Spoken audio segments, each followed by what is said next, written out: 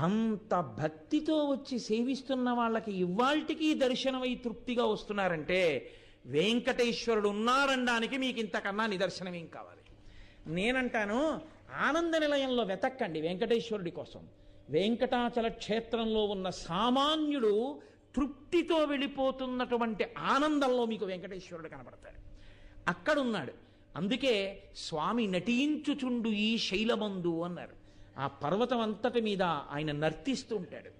ఆ పర్వతమేమి నమ్ముకున్నటువంటి వాడి ప్రతి ఇంటిలో, ప్రతి వాడి గుండెలో, వాడి ముందు, వాడి వెనక, వాడి పక్కన స్వామి నిలబడి ఉంటారు. ఆనాటి నుండి ఈనాటి వరకు వెంకటేశ్వరానుగ్రహము అన్న మాటకు అర్థం, ఏమీ నాకు తెలియదు స్వామి అని చెప్పినటువంటి వాడిని ఆయన అనుగ్రహిస్తాడు. నాకు ఇది తెలుసు అనుకున్నవాడినో, నేను ఇంత గొప్పవాడిని అనుకున్నవాడినో ఆయన